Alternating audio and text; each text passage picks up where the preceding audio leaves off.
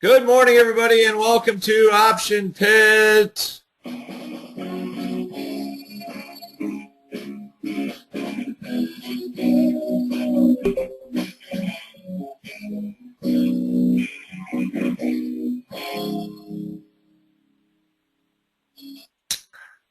And how is everybody doing this morning on this fine day again? Euro Bust, the blog from last week. We did get a bit of a rally, after the ECB and things like that. Vol came in a little bit.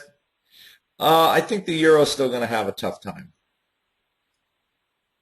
Let me see here.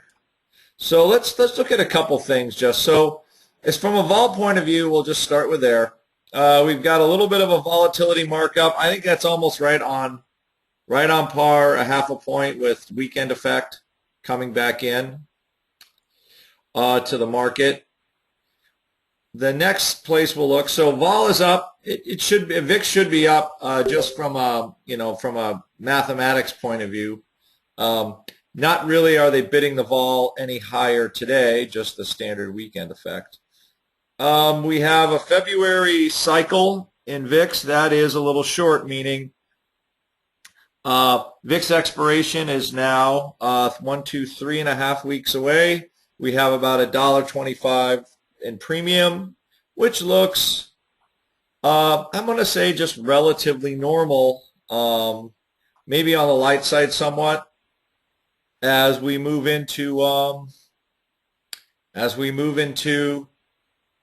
the FOMC minutes release on Wednesday.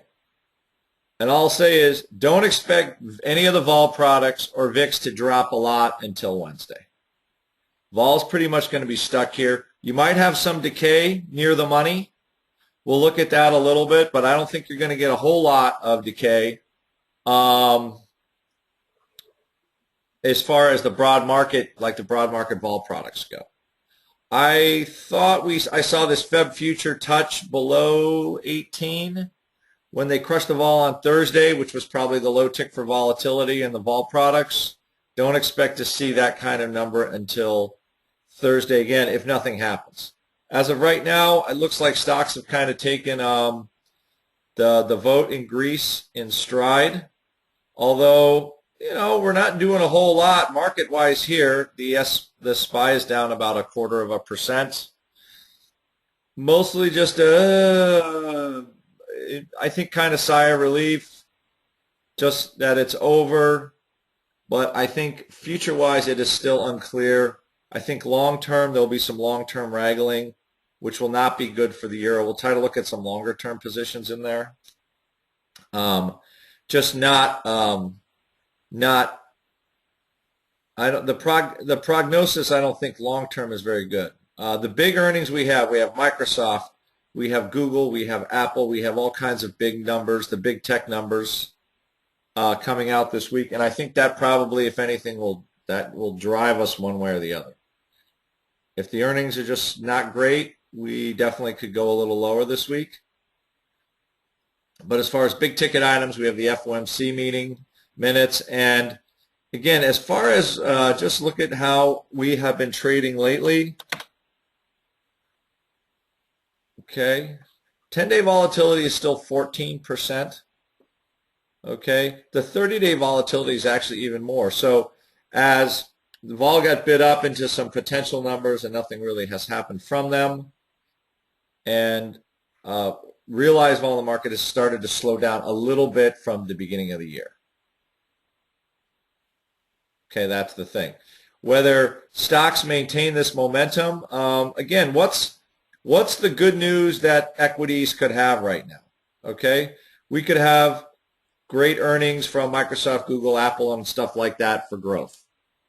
But there's nothing coming from the U.S. government. There's nothing else coming from the EU. All the bullets are done. So I think upside-wise, trades that kind of sell the upside, maybe upside condors, something like that, those type of trades look a lot more appetizing right now. Things for credits, where, if we do get a little bit of a rally, great, but all of that big 1% QE rally, what other major country is going to start to do that? So I think, oh, okay.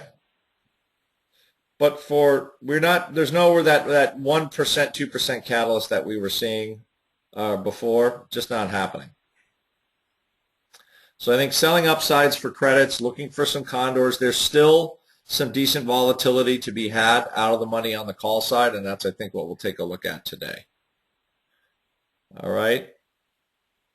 Just because, right, the real reasons for us to rally, we need like good old-fashioned positive earnings, governments doing pro-market things like that we're just right now. I think we're kind of in a malaise period where stocks might not do very much, or the market gets freaked out by the FOMC minutes and, we tank, which is certainly possible.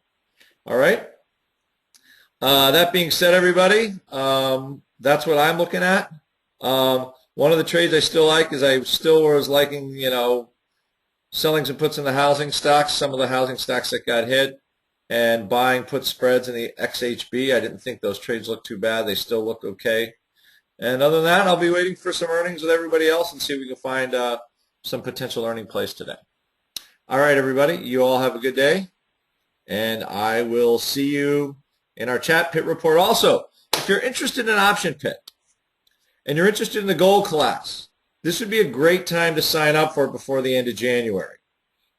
Send me a note, Andrew at optionpit.com or Mark at optionpit.com, right? Or even buying the gold and platinum package. Okay, it's a great opportunity to get yourself set up for a year where learning how to trade volatility might help. All right, everybody have a good day, and I will talk to you all soon. Bye-bye.